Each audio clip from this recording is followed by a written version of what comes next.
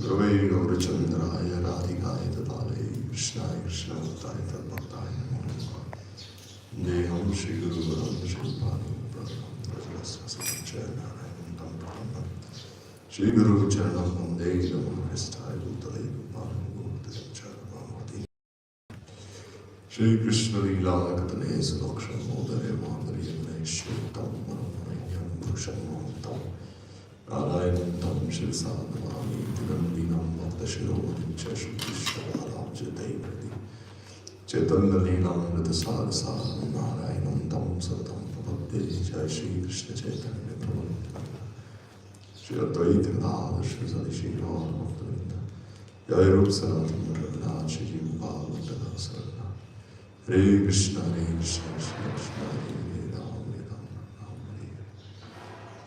First of all, first of all, pronouns.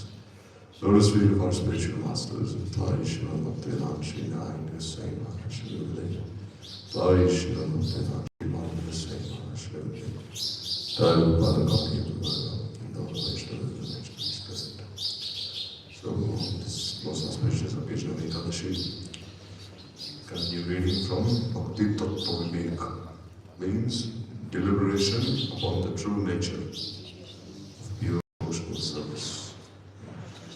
So here now, Bhaktivinoda Thakur, he offers his Mangalacharan, and he's composed his own verses, Bhaktivinoda Thakur here in Sanskrit. So you see he's written books in Sanskrit, in Bengali, in all the other languages of the world. He knew more than 10 languages. Because he was a district magistrate, he was a highly posted government official. So he'd be posted in different parts of India. And when he'd be staying there in different parts of India, automatically he'll learn the language there. Like in Odisha, he'll learn the Odisha language. Bengal, obviously he was Bengali. In Assam, he learned the Assamese language.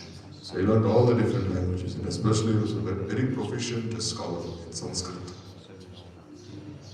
Like if you see, he has written this Gaur Smaran Mangal Stotra, where he has summarized all of Mahaprabhu's pastimes, Adi Bhakti Bhakti, in these Sanskrit verses. Very beautiful composition, Smaran Mangal Stotra. If you ever have the time, you can read that Stotra and you can see for yourself. And following in his footsteps, Srila Bhakti-Rakshak Sridhar Maharaj, he wrote this Prem Dham Stotra. So they are very similar, these compositions. So here, Bhaktivinoda Thakur is saying, Yugapat Vrajate Yasmin Veda Veda Vichitrata Vande Tam Krishna Chaitanyam Panchatattvan Vitam Sada Pranamya Gaura Chandrasya Sevakan Shuddha Vaishnavan Bhakti Tattva Vivekakyam Shastram Vakshyami Yadmata Vishwa Vaishnava Dasasya Shudrasya Kinchanasya Me Etasmin Udyame Ekam Balam Bhagavati Kshama. So here he is saying, I offer obeisances unto Sri Krishna Chaitanya, who is naturally manifest with his 4 primary associates in the Panchatattva, and in whom the contradicting qualities of unity and distinction simultaneously exist. So this is Achinta Bheda Bhed. Like in the Shastras, when it is said that Bhagavan is Nirgun, then what does it mean? It means he does not have any material qualities. It's not that he's devoid of all qualities whatsoever. It means he has transcendental qualities. That is the meaning when he said he's Nirgun. When he said he's Nirakar, means what? He does not have a mundane form, but he has a transcendental form. When he said he's Nirvishesh, means what does it mean? It means he does not have any mundane specialities. He has transcendental specialities. This is the meaning of all these terms. Because if you think of any of these words, Nirakar, Nirgun, Nira, and Nirvishesh, then you see the root word is what? The root word is Gun in Nirgun. The root word in Nirvishesh is Vishesh. And the root word in Nirakar is Akar, form. So these words have basically arisen from the root words themselves. So if there was no root in the first sense, then how would these words even arise?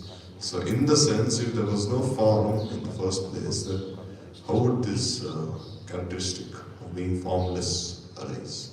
So therefore, it is a mundane form that has been rejected in the Shastras, but not the transcendental form of Bhagavan. Because anything you see in this world has a form that you cannot deny. Anything you see in this world, for that instance. Because the difference between what the followers of Shankaracharya and the followers of Vaishnavas is, in Shankaracharya's philosophy, they say Brahma Satya Jagat Mithya. Means they say that Brahma is Satya and the world is false. But then the Vaishnavas, they say that the world is not false, it is temporary. Because the world is a manifestation of Bhagavan's Bahiranga Shakti.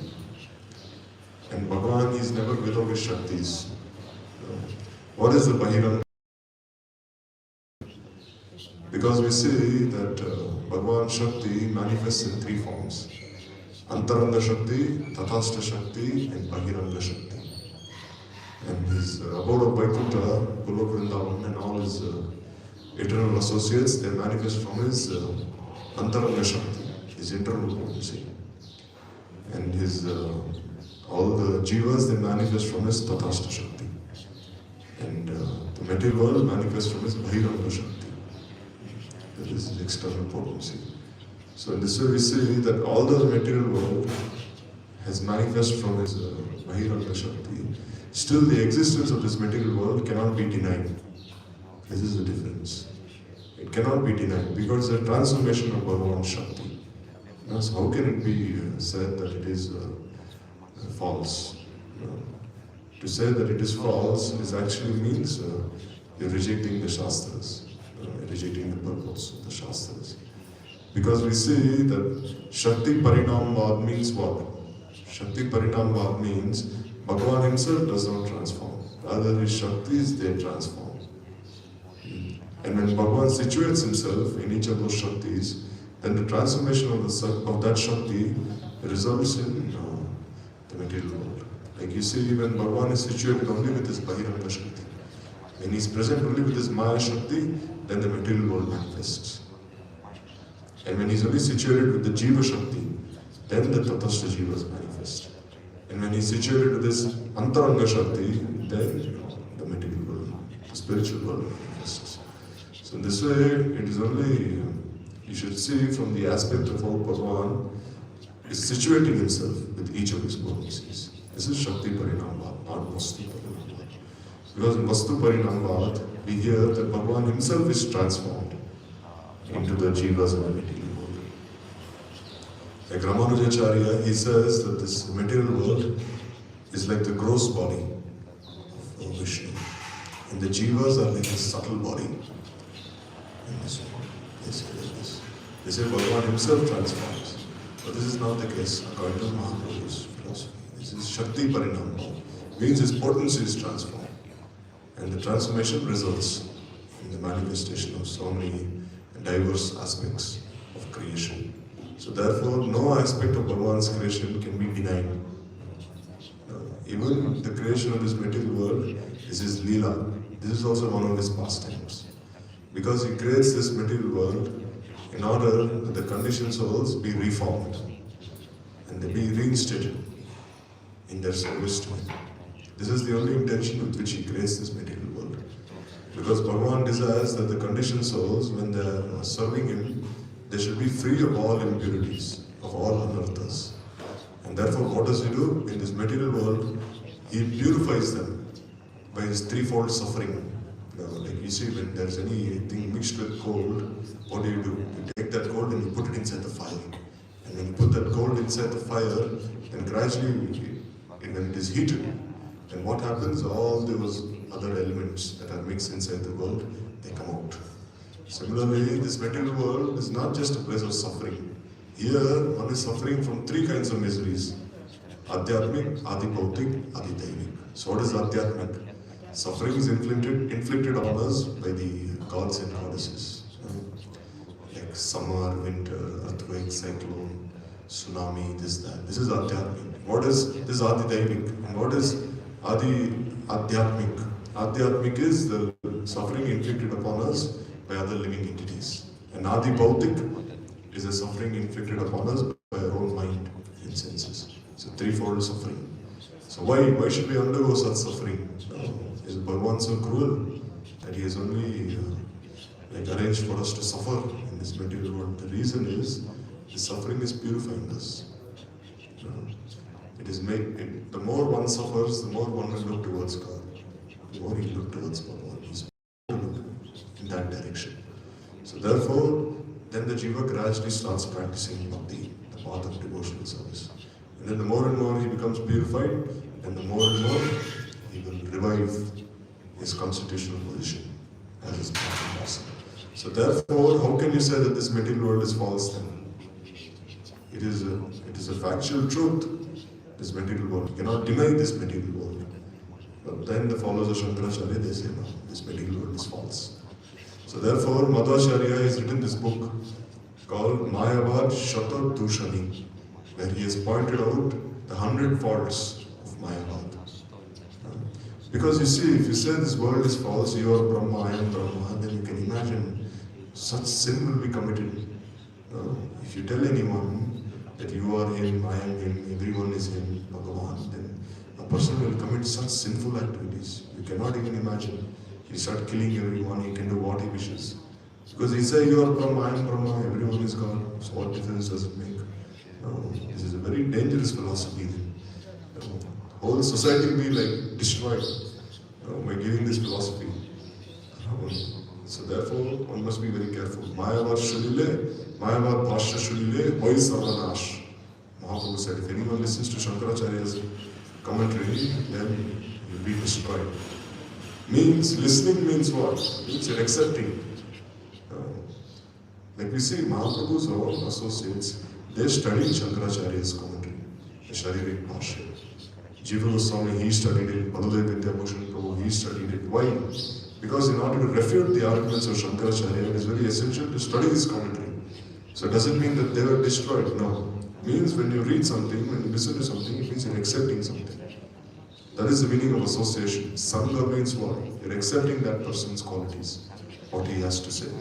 Similarly here, Mahaprabhu is saying, even if you read Sharirika Bhashya, don't read with the intention of learning something from it, in the sense of practicing it in your own life. Then you will be destroyed. But Jiva Goswami and Baludev Vidyabhushan Prabhu, when they read his Sharirik Bhashya, they only read with the intention of refuting his arguments. So there is a slight difference here. So therefore, there exist these qualities of abhed and bhed. Means unity and distinction. They simultaneously exist. Therefore we see in Madhvacharya's philosophy, he says two. He says Dvaita. So this is all right. That is a fundamental difference between Bhagavan and his jivas. But still, we must not only stress on the difference. We must also stress on the non-difference. Achinta Bheda Bhed. This is Mahaprabhu's philosophy. He stresses on the difference and non-difference. But then, although the jivas are non-different from Bhagavan as well, still the difference is emphasized more. Because you see, the jiva is also Anuchaitanya. He also has these qualities of Satchit Ananda, but in a very minute quality, in a very minute proportion. Well, Bhagavan is Brihat Chaitanya, is Brihat Vastu. Satchit Ananda is found in its complete form. And ultimately we say Satchit Ananda is coming from whom? It is coming from his Swarup Shakti, Srimati Radhika herself. Srimati Radhika has three aspects and they are known as Satchit Ananda. Then we hear that the predominating deities of Satchit Ananda are respectively Baladev, Krishna and Srimati Radhika. But ultimately she is the Swarup Shakti herself. So these qualities of Satchit Ananda are also present within the jiva, very minutely. So there lies the non-difference. And the difference is that Bhagavan, he possesses this to the fullest extent, while the jiva does possess this to a minute extent. So this is very darshnik vichar. This is a very philosophical consideration. So you have to be rooted in this philosophy. Only saying that I like Manjari Bhav, I like Vrindavan Leela. This is not. It is okay, you like all these things, but still you must be rooted in this philosophy. Or else, people can sway you. You can be swayed from the path of Krishna Bhajan, Krishna Bhakti. No. Let's say that if any scholar comes and starts debating with you in this regard, and you say, no, I like only Praj Bhakti, I like the pastimes of Krishna stealing butter, stealing the clothes of the gopis, I don't like all these things. And what will you think? Then where is your basis of philosophical understanding? So try understanding all these things. If you read Brihad Bhagavatam, if you read the Sandarbhas, if you read the Vedanta Sutra, then you can gain such a proper understanding of this. Before Gurudev left this world, he requested one of his disciples, his name is Madhu Kandelwal. He told her, since you're a scholar in Sanskrit, I desire that you translate this Govinda Bhashya of Baladev Vidyabhushan Prabhu. You translate it into Hindi, he said. So therefore we see that she has published like 4 volumes of the Vedanta Sutra. This thick books she has published in Hindi. Really thick ones, this thick. Read them, then you can see how much research has been done into translating all these sutras. At least you should learn 10 sutras of the Vedanta. They're very small ones. They're only like one line each. Like Atata Brahma Jigyasa, then Anandama Vyasat. Pravriti Shabdat, Anavriti Shabdat. These are like some aphorisms. You should learn that. Like once Gurudev, he was speaking Harikatha, and then he had all the brahmacharis sitting in Mathura. And he told the brahmacharis that who has learned? Yesterday in class, I said, all of you to learn these 10 sutras, Vedanta Sutra, 10 aphorisms. So then he said, who has learned and who has not learned? And then he said, if there's someone who has not learned, in spite of me already telling them to learn, then if he's in saffron, I'll take his saffron cloth off, he said. He should wear white cloth, he said. And then if there's a grahastha also who hasn't learned, then I'll cut his shika, he said. He was very strict in this regard, that you learn all these things. Whereas we see our Guru Varga, like, given so much of this. So here Bhaktivinoda Thakur is condensing all of this. He's condensing all the teachings of the Vedanta and he's giving the essence in a very concise form. He's giving the very essence of these teachings here. So after offering obeisances unto the servants of Sri Gaur Chandra, who are all pure Vaishnavas, I undertake with utmost care the writing of this book known as Bhakti Tattva Vivek. Being an insignificant and destitute servant of all the Vaishnavas in this world, Vishwa Vaishnavatas, in this endeavor of mine, I appeal for their divine forgiveness, for that is my only strength. So see here, Bhaktivinoda Thakur, how humble he is. He's saying, I'm begging for forgiveness if I have committed any mistake in the composition of this book. Like we see when Vipin Bihari Goswami, the Guru of Bhaktivinoda Thakur, when he came there, every day Bhaktivinoda Thakur would wash his feet and he would drink that water. Every day Vipin Bihari Goswami, he would place his feet on Bhaktivinoda Thakur's head and he would bless him. So one day Prabhupada, he asked Vipin Bihari Goswami, every day you're doing this, do you know the identity of Bhaktivinoda Thakur, who he really is? He's an eternal maidservant of Srimati Radhika. And although he has accepted this position, as being your disciple, still every day you are coming and you're placing your feet on his head. You're making him wash your feet, drink the water. How is this proper? Prabhupada asked him. And Vipin Bihari Goswami couldn't say anything. He was speechless. How could he say anything? Because Bhaktivinoda Thakur is Kamala Manjari herself. No. He's a dear maidservant of Srimati Radhika. So how can one minimize his position in any way? But still this is his humility. So he's saying, most respectable Vaishnavas, our sole objective is to relish and propagate Shuddha Bhakti onto Sri Hari. Therefore, our foremost duty is to understand the nature of Shuddha Bhakti. This understanding will benefit us in 2 ways. First, knowing the true nature of pure devotion will dispel any ignorance concerning the topic of Bhakti and thus make our lives successful by making us relish Bhakti in its pure form. Secondly, it will enable us to protect ourselves from the polluted and mixed conceptions that currently exist in the name of pure devotion. So here he's saying that why is it so necessary to deliberate on the true nature of pure bhakti? Why is it so necessary? Because only if you know the true nature of pure bhakti, then you can hope to practice it. No, if you don't even know what pure bhakti is, then how can you hope to practice this bhakti and relish this bhakti ras? How can you do so? No. So here the question arises that while one is practicing bhakti, then one experiences so much happiness. So this desire to experience happiness from the performance of bhakti, is it bona fide or not bona fide? Is it okay to have this desire that, oh, let me be happy and practicing bhakti? Is this okay? Maharaj, what do you think? Is this okay to have this desire? Oh, I want to be happy and practicing bhakti.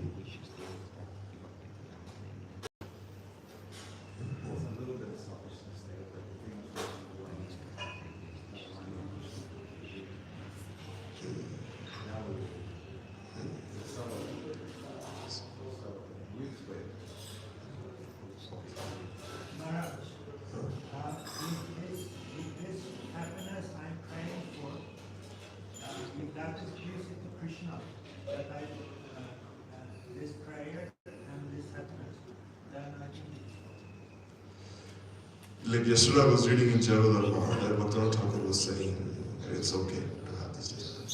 Okay? So, he said it's not so bad. He said to relish the happiness like from Bhakti Rasa, when your Sthayi Bhav combines with the four, it's natural. He said. Because the Jiva is also an enjoyer. He said.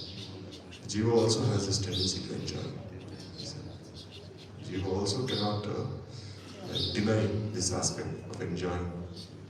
So therefore, it's okay. There are two kinds of happiness. One is called Prem Seva Sukhottara Sukh, and one is called Seva Sukhottara Sukha. Means in Vaikuntha, you see, there are many associates who render Prem Seva, and then by that Prem Seva, the happiness they relish is like very pure in itself. But then there is Seva Sukhottara Sukha, means while relishing, while rendering service to Narayan, then they hold certain desire in their hearts that, oh, let me be happy by rendering the service to Vishnu. So although there is no selfishness there, but still it is said, to a minute degree there is some aspect of selfishness, and one desires one's own happiness by rendering seva. Seva Sukhottara Seva. And then there's Prem Seva Sukhottara Seva. So there's a difference between the two. But still, you see, in Vaikuntha, there cannot be any any mundane sentiment there, mundane aspect of selfishness. Because one who goes to Vaikuntha is a Siddha.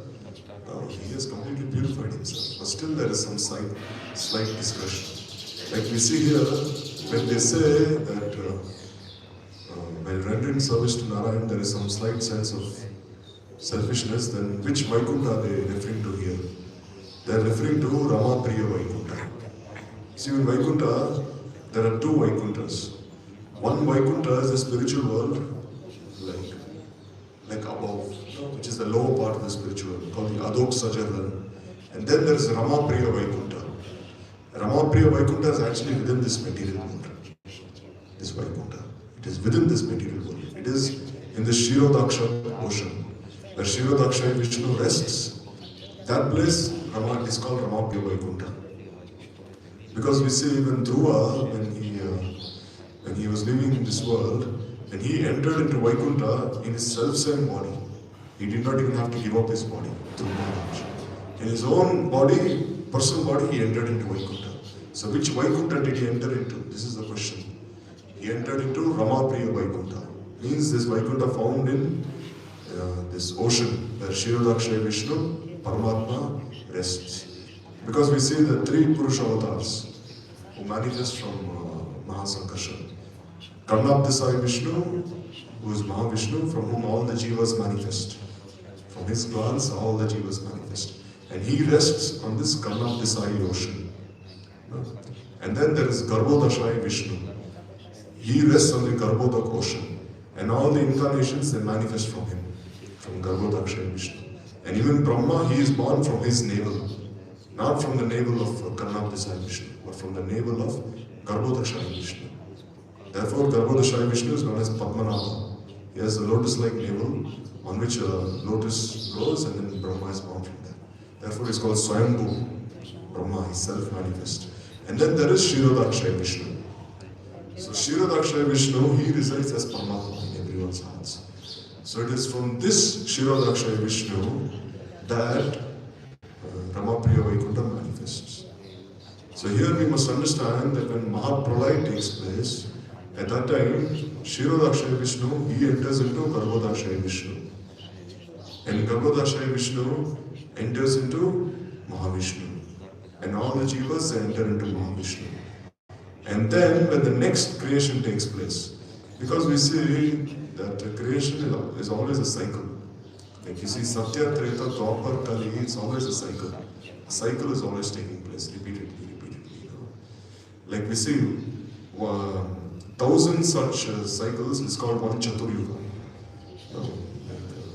1,000 such cycles of like Satya, Kali, Treta, Dwapar, they constitute one Chaturyuga. And one Chaturyuga is one day of Brahma. And another Chaturyuga is one night of Brahma. So during the night of Brahma, there is a partial dissolution of the universe. There is also Mahapralaya at the end of every night of Brahma. So the universal dissolution that takes place at the night of every Brahma, at that time, all the jivas and all the worlds, they enter into Garbhodakshaya Vishnu. And during Mahapralaya, which takes place at the end of Brahma's life, at the end of 100 years of his life, at that time what happens? Rather than entering into Garbhodakshaya Vishnu himself enters into Mahavishnu. They all merge into him. But still, in spite of merging into him, still there is some slight distinction between all those things, between all those personalities that merge into him. Like we see in the jivas, they merge into Mahavishnu during Mahapralaya, at the end of this universe. They merge into him. But when it is said they merge into him, what does it mean? It doesn't mean that they lose their individual existence. It doesn't mean, because the jiva is never destroyed. The jiva is also a part and parcel of Krishna, is also eternal. So when it is said that they merge into Mahavishnu, it means the jivas, they are resting within Mahavishnu in their subtle bodies. Because although the gross bodies of the jivas have been destroyed, the subtle bodies are still intact. And what is the subtle body? The mind, intelligence and false ego. Like we see, more subtle than the senses is the mind, and more subtle than the mind is the intelligence. And more subtle than intelligence is this false ego. And what is this false ego? That I am separate from Krishna, that I am not, that I am going to enjoy my own self. There is no need for me to assist in Krishna's pastimes. So this is this false ego that covers the jiva. This is most subtle. Very, very subtle, this false ego. So this false ego is still existing within the jiva when he merges with Mahavishnu. And then when creation takes place, then the jivas, according to their karma vasana, means according to their previous karma, they take birth again in any of the units, 8.4 million species of lives. And then again creation takes place. So in this way, when Kshirodakshaya Vishnu also merges into Garbhodakshaya and Garbhodakshaya also merges into Karnapdeshayi, still Ramapriya Vaikuntha does not merge. You see here, Ramapriya Vaikuntha is actually part of the Kshirodakshaya Vishnu. He resides there, but still Ramapriya Vaikuntha remains as it is. It does not lose its existence. So one can say, how is this possible? The Kshirodakshaya Vishnu is the predominating deity of Ramapriya Vaikuntha, and if he is merging into Garbhodakshaya Vishnu, then why isn't his abode merging into his as well? But it doesn't. Why? This is the will of Bhagavan. And no one can interfere with his will. His will cannot be compromised. So, you see, the tattva behind the three Purusha avatars is very deep. It's very, very deep, very, very profound. Because we see ultimately we come from the Tatastha Jivas. We all come from his clans. We don't come from Baladev Prabhu. Like in Golok Vrindavan, you see all the Ragatmik chants, they all come from Baladev Prabhu. Except the Kaya view of Srimati Radhika. Even the Sakhis who are serving Srimati Radhika, they also come from Baladev Prabhu. not her kaya view. This is important to understand. Actually, the Ashtasakis, Lalita Shaka, Tungavidya, Chitra, Champakratani, Sudevi, Radhadevi, Induleka, they come from Srimati Radhika's Rupa Manjari, they're all her kaya view. But there are certain Sakis who have come from Baladev Prabhu. Like we see, 360 kinds of Sakis are very prominent of Srimati Radhika. They're all her kaya view. But then all the other Sakis, like who are serving Radharani, like there are 4 groups of Sakis. Tatashta, Suhrit, Vipaksha and Swapaksha. So the Swapaksha Sakis are coming directly from Srimati Radhika. And in one way even Chandradali and the others are like directly coming from her, their kaya view. But then all their maid servants and then their maid servants, they are also coming from Baladev Prabhu. Like even Nanda, Yashoda, in one sense they are all coming from him. So this way, like we see, even from Karna Desai Vishnu, those jivas who go towards the spiritual world, who never come towards the material world, they are also Nitya-siddhas. They are not sadhan siddhas. We may think that the conditioned souls can never be, we may think that the jivas emanating from Mahavishnu, they can never be Nitya-siddhas, they are sadhan siddhas, but no, this is not the case. There are even Nitya-siddhas coming from Karna Desai Vishnu, from his glance. Because not all jivas look towards the material world, no, some jivas also look towards the spiritual world. It's not that case that everyone looks here and then they become sadhan siddha, no. So those who directly look towards the spiritual world, they are also Nitya-siddhas. They are also in one way Radhatmik jhanas. So this tattva is very deep. So you have to read Jayavadam for all these things. Jayavadam is such a beautiful book, unparalleled book. It has everything there. So here Bhaktivinoda Thakur is saying that we have to understand the true nature of bhakti. And then when understanding the true nature of bhakti, there are two considerations. Sarup Lakshan and Tatastha Lakshan. So first you'll have to know the intrinsic nature of bhakti, that is Sarup Lakshan. And once you know the Sarup Lakshan, the intrinsic nature, then you can know the extrinsic nature, which is the Tatastha Lakshan, the marginal nature. So here, what is the Tatastha Lakshan of bhakti? Krishnanushilanam, Anukulena Krishnanushilanam. Means one favorably renders service to Krishna. This is the very life of bhakti. And what is the Tatastha Lakshan? The marginal characteristic of bhakti means one should be devoid of the desires for karma and jnana. So here similarly, Bhaktivinoda Thakur is saying that you must know the very basis of pure devotional service. And then once you know the very pure basis of pure devotional service, then you'll know the very aspects that should be avoided while practicing pure devotional service. That should not be cultivated. That should be disregarded. So here he is saying. So unfortunately, in present day society, in the name of Shuddha Bhakti, various types of mixed devotion, such as Karma Mishra, that is Bhakti mixed with fruitive action, Gyan Mishra, mixed with speculative knowledge, and Yoga Mishra, mixed with various types of yoga, as well as many imaginary conceptions are spreading everywhere, like germs of plague. So he's saying many mixed conceptions of pure devotional service are spreading everywhere in all directions. So why is the need? What is the need for Karma Mishra Bhakti, Jnana Mishra Bhakti, Yoga Mishra Bhakti? Why do these practitioners, why do they mix Bhakti in the first place? They can just say, like, it is not Karma Mishra Bhakti, it is only Karma, Jnana, Yoga. But why do they mix Bhakti? Because, you see, none of their forms of spiritual practices will ever bear fruit if their processes are not assisted by bhakti. Means nothing is independent of bhakti. Whatever they are doing is all dependent on bhakti. Karma, jnana, yoga, they all completely depend on bhakti. Without bhakti, they will not bear any fruit. They will not give any perfection. Therefore, they are bound to accept bhakti. And when they accept bhakti, what do? Bhakti takes a minor position. And yoga and karma and mishra takes a major position. This is Karma Mishra Bhakti. Means Bhakti has taken a minor role.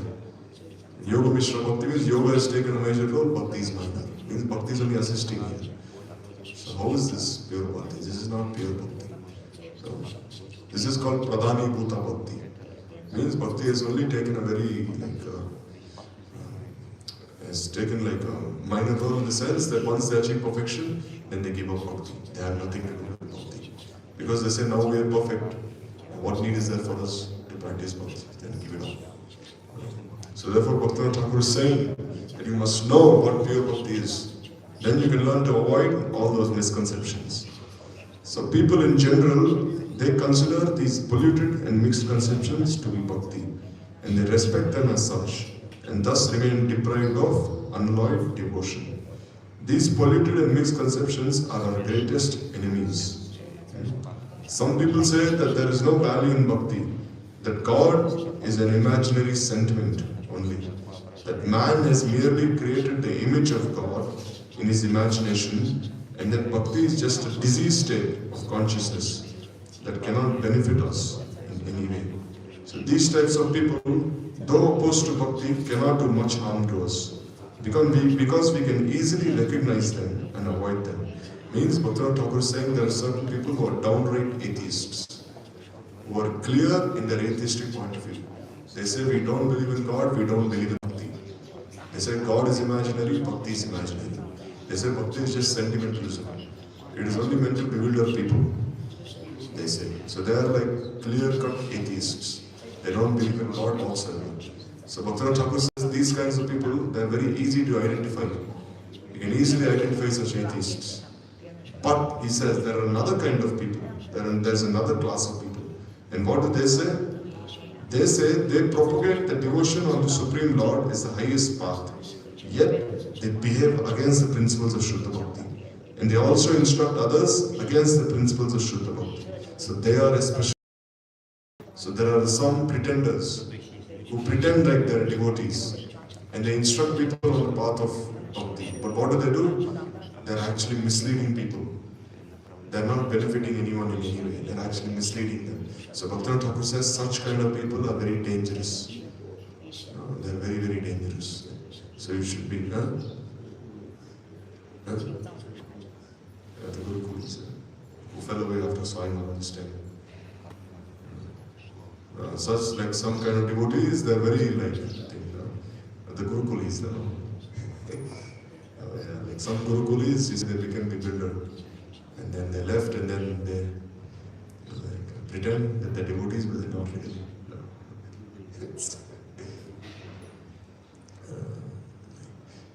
Anyhow, I know some of them also, who are like that. I know one of these Gurukuli boys, he does kirtan always. And he says, I'm an atheist, I don't believe in anything, he says. He even comes here to do kirtan. You've seen him. Sings in many rags, raginis.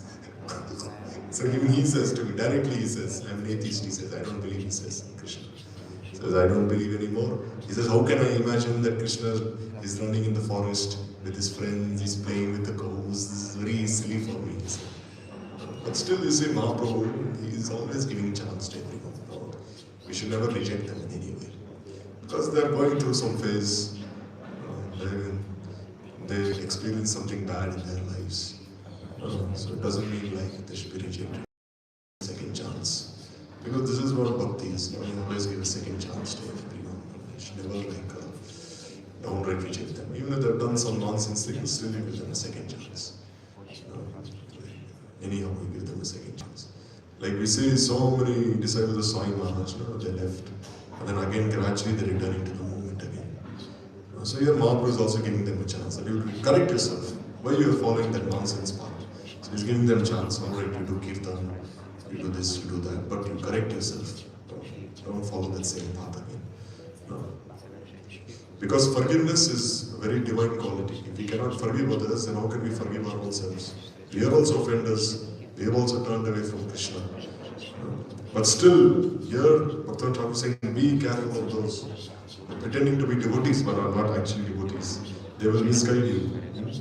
In the name of bhakti, they instruct us against the actual principles of devotional life and ultimately lead us onto a path that is totally opposed to Bhagavad Bhakti. Therefore, with great honor, our preceptors have defined the intrinsic nature of bhakti, the Swarupa of bhakti, and they have repeatedly cautioned us to keep ourselves away from polluted and mixed concepts. So we shall deliberate on their instructions in detail. They have compiled numerous literatures to establish the Swarupa of Bhakti, and amongst them, Bhakti Rasamrita Sindhu is most beneficial. So here, then Bhaktivinoda Thakur is explaining this verse, Anyabhilasha Shunyam verse. So in the above verse, each and every word has to be analyzed. Otherwise, we cannot understand the attributes of bhakti. What is the meaning of Uttama Bhakti? Uttama Bhakti means topmost devotion. But does it also imply there is Adama Bhakti, inferior devotion? No, like when you say Uttam Vaishnava, automatically you think of Madhyam Vaishnava. You think of Kanishta Vaishnava. So here, Bhaktivinoda Thakur is saying, when you think of Uttama Bhakti, then automatically you will think there is Madhyama Bhakti, there is Kanishta Bhakti.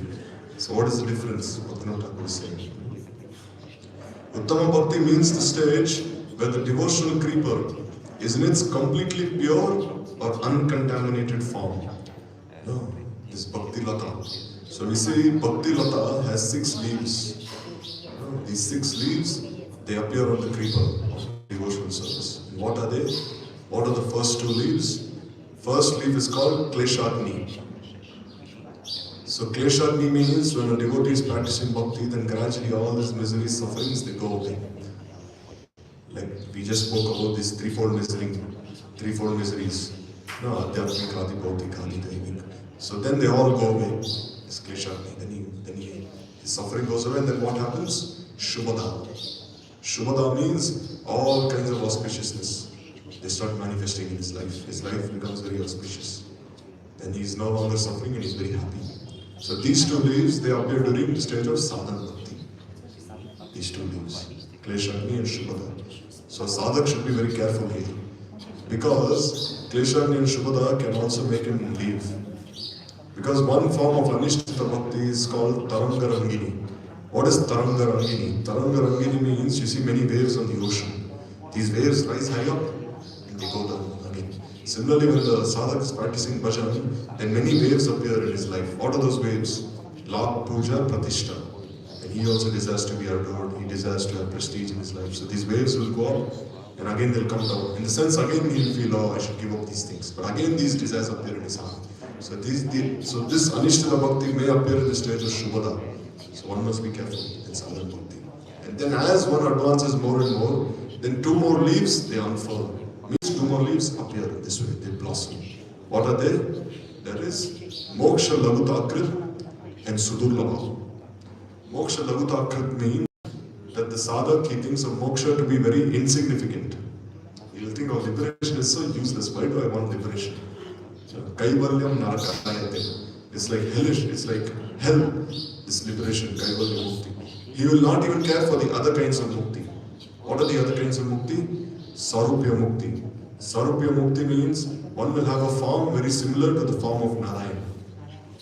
Like in Narayan has 4 arms, so one who goes to Vaikuntha will also have 4 arms. This is Sarupya. He will not care for Sarupya Mukti. And then there is Salokya.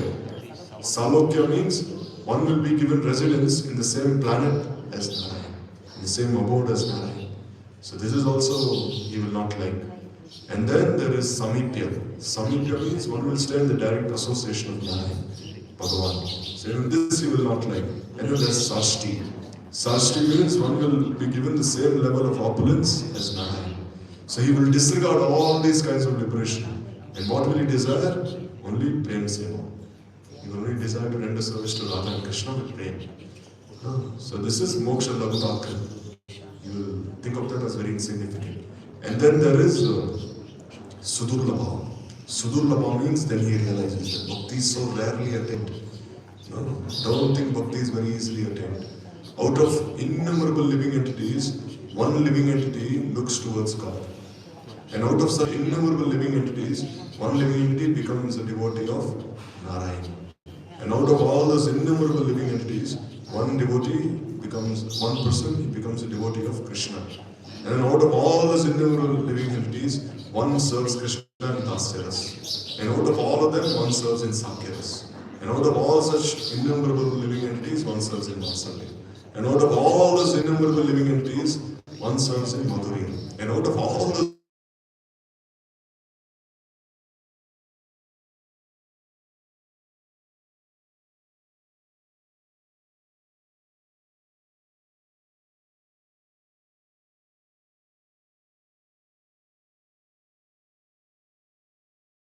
very rarely attained. Bhakti. No? So this is called Sudurlabha. So these two leaves, they appear in the stage of Bhava Bhakti. Sudurlabha.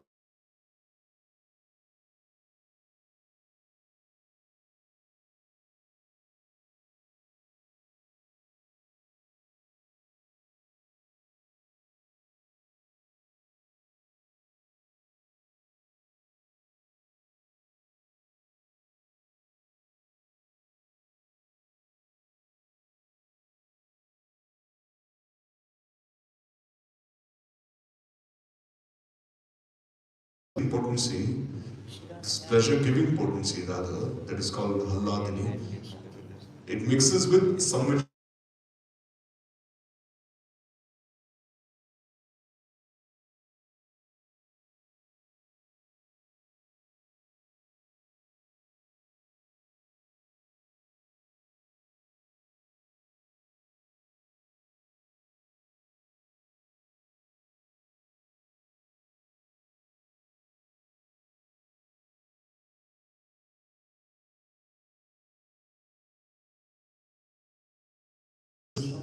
he relishes in his heart. And then what happens? Shri Krishna Akarshanicha. Then because the spiritual form manifests in his heart, he attracts Krishna himself. And Krishna himself looks towards that jiva, saying, who is this jiva? Who's calling out to me? Because right now our prayers are not being heard by Krishna.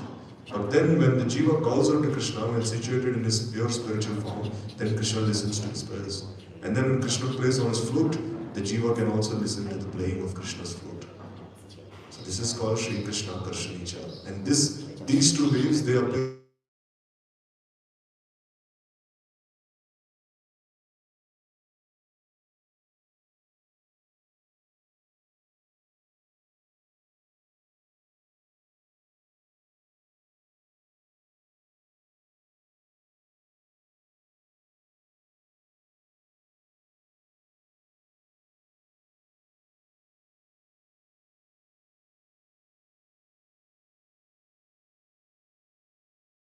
Means in one of the pastimes of Krishna that is taking place in the material world, the jiva first he goes there, then he associates with the Radhatmik jans, with the eternal associates of Krishna, and then after having associated with them in one of the universes, material universes, then he proceeds to the spiritual world, and there he achieves his Vastu Siddhi, and that is called Krishna Akarshanicha. So even Prema Bhakti has like two divisions here, you see.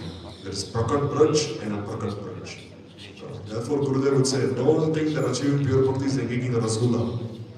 No, like yesterday night, they were giving rasgullas. You take this rasgulla, put it in your mouth, and then it melts in your mouth. And then you're very happy. No, don't think like this. There's a process you have to follow. What is the root of all this? The root of all this is Guru Nishtha. That Guru can give this. Because at the time of initiation, what does Sri Guru do? He gives the seed of pure bhakti, and the seed can never be it can never go in vain. No? So in the sense, it will ultimately blossom. So what do we have to do? Water the seed with Shravan and Kirtan. And the more we water it, the more it will blossom. And these leaves will eventually appear. If there is a seed and you plant it in the ground, it is bound to sprout. No, it will bound. It is bound. No, why will it not sprout? If you are watering the seed, if you are adding fertilizers, and if the soil is fertile, then ultimately the seed will grow into a creeper. Who can deny that? Because it is present in the very potency of the seed. No, it is meant to sprout. If it is not sprouting, it is acting against its dharma. Similarly, the seed has already been sown in our hearts. And as long as we don't commit Vaishnava Aparadha or do something very silly, it will eventually sprout. It is only a matter of time. So why should we be hopeless in this path of bhakti? We should be hopeful. Now that today, tomorrow, the day after, even if not in this life, the next life, or the life after that, even if not in 2, 3 lives, then 10 lives, 20 lives, 1 life, I will achieve all of this. This is our destiny. Why should we be hopeless? We have such a glorious future. This is the best kind of future that we can hope for. So never be hopeless. So here you see, Bhaktivinoda Thakur is saying that Uttama Bhakti means that the stage where this pure devotional creeper is in its completely pure or uncontaminated form. For example, uncontaminated water means pure water. Meaning that in this water there is no color, smell, or any mixture of any kind. Similarly, the words Uttama Bhakti refer to devotion that is devoid of any contamination, adulteration, or attachment. The usage of qualifying adjectives in this verse teaches us that we should not accept any sentiments that are opposed to Bhakti. So here, why is it said Uttama? Uttama is an adjective. So why is it said Shuddha Bhakti, Uttama Bhakti, Swarup Siddha Bhakti? Why? Because these adjectives are teaching us that don't accept anything else which is a contamination. So the negation of sentiments that are opposed to Bhakti inevitably direct us towards pure nature of Bhakti itself. So when you avoid all those things that are not actually Bhakti, then gradually you will come to the path of pure Bhakti. This is like natural. Like when you don't speak lies, what is the meaning? It means gradually you're going to speak the truth. When you're not going to drink dirty water, what does it mean? It means you're drinking clean water, pure water. Similarly, when you're avoiding all those things that are detrimental to the cultivation of pure devotional service, then what does it mean? It means you're cultivating pure Bhakti. You're cultivating it. This is the meaning. Merely by using the word Bhakti, Bhakti itself contains all adjectives. Then why has Rupa Goswami said Uttama Bhakti? Now why? Because when you say Bhakti itself, then Bhakti itself means pure Bhakti. Why do you say Uttama Bhakti? You don't say Param Bhagavan. When you say Bhagavan, it means Bhagavan himself. Why do you say, you don't say Param Bhagavan or like this?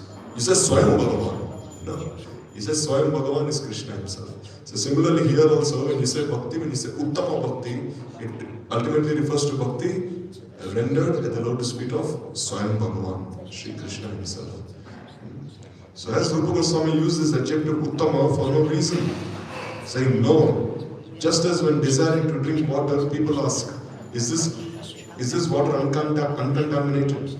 Similarly, then people ask, is this like clean water? Is this pure water? Similarly, in order to describe the attributes of Uttama Bhakti, our preceptors consider it necessary to indicate that people mostly practice Mishra Bhakti, mixed devotion. In reality, Rupa Goswami is only wanting to describe Kevala Bhakti. See here. Kevala Bhakti, Shuddha Bhakti, Uttama Bhakti, Swarup Siddha Bhakti. They're using these adjectives so much. Why? To indicate pure devotional service.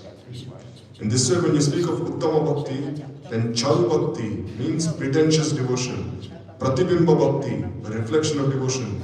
Chaya Bhakti, a shadow of devotion. Karma Mishra Bhakti, Gyan Mishra Bhakti, and they are not Shuddha Bhakti. So this will be examined in detail. So what are the intrinsic attributes of Bhakti?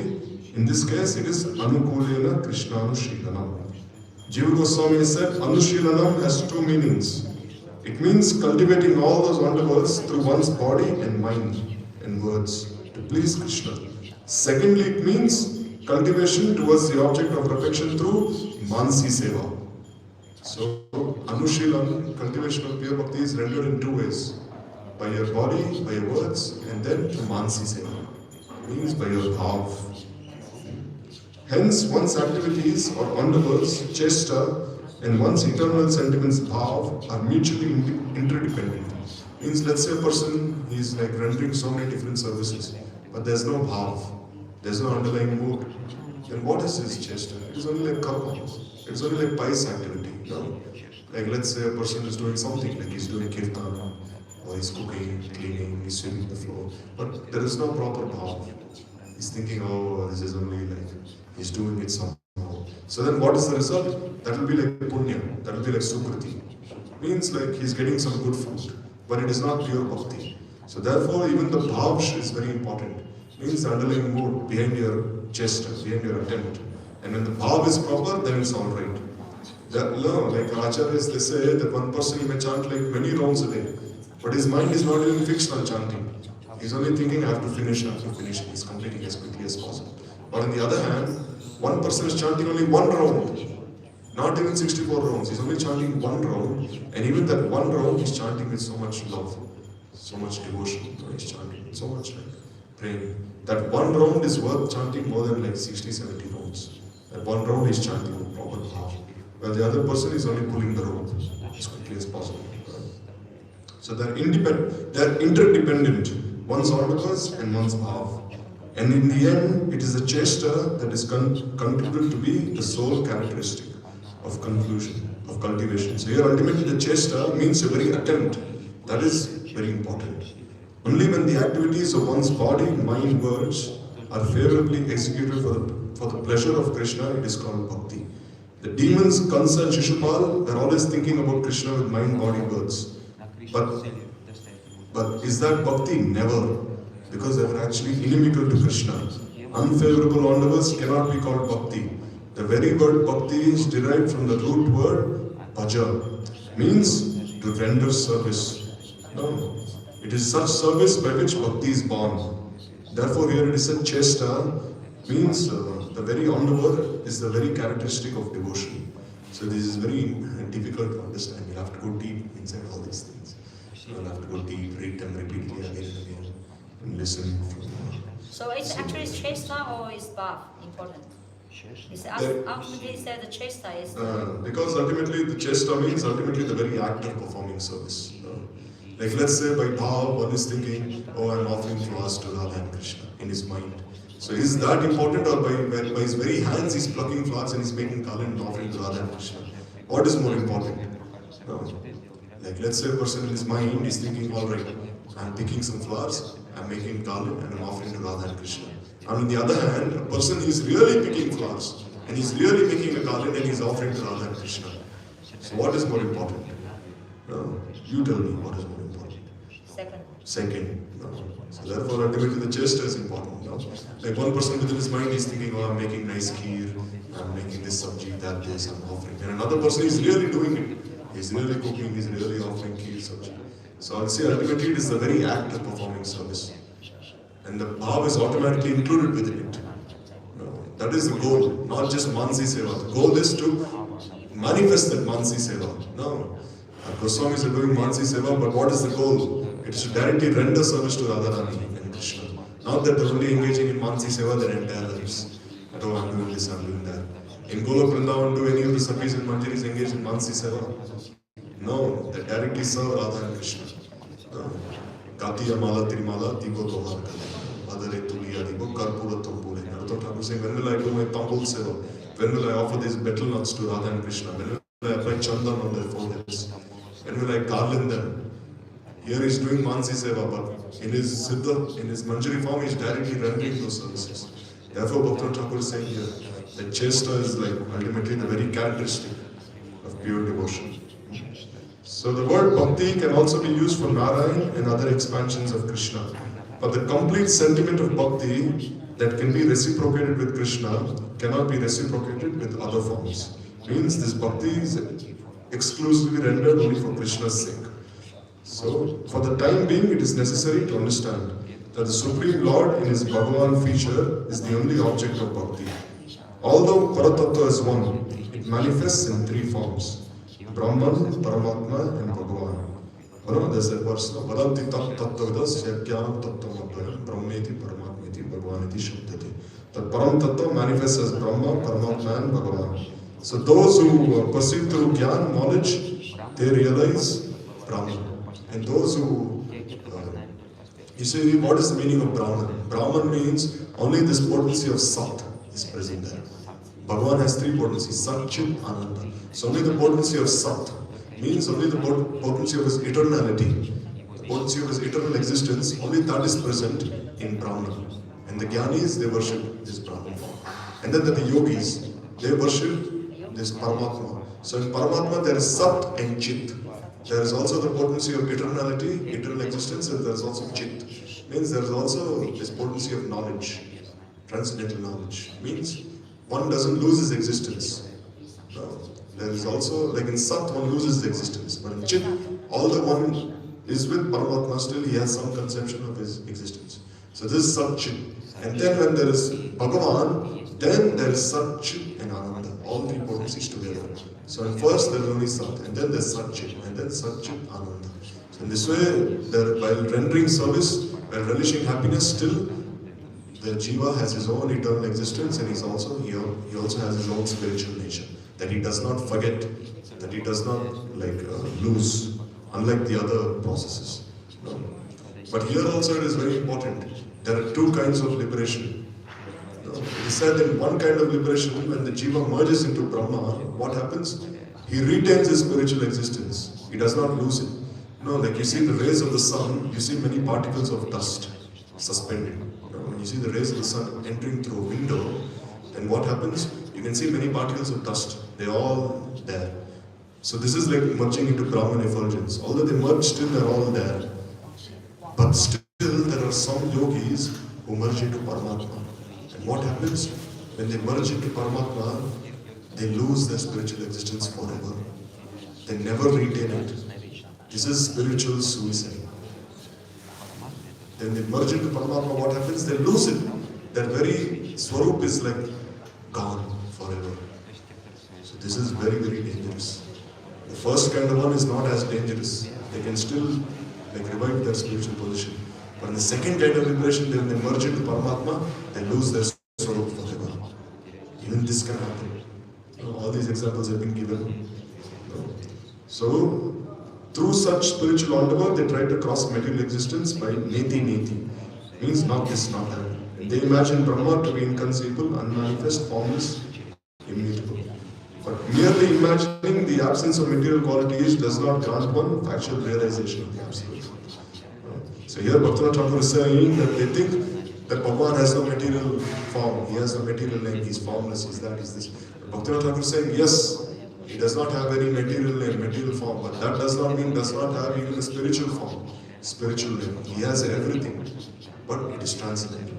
No, Nama Chintamani Krishna's Chaitanya Rasa Vigraha.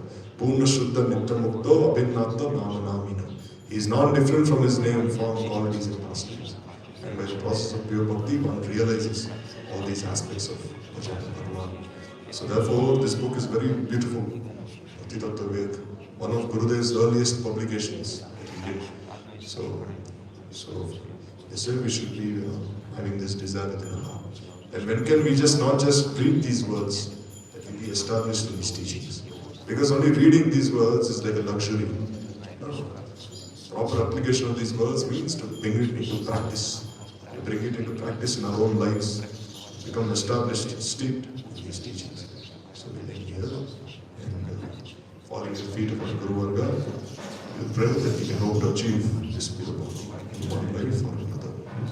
So Thakur Bhaktivedanta ki jai, Bhakti Tattva Vivek ki jai, Shri Gurudev Paragurudev Prabhupada Gauri.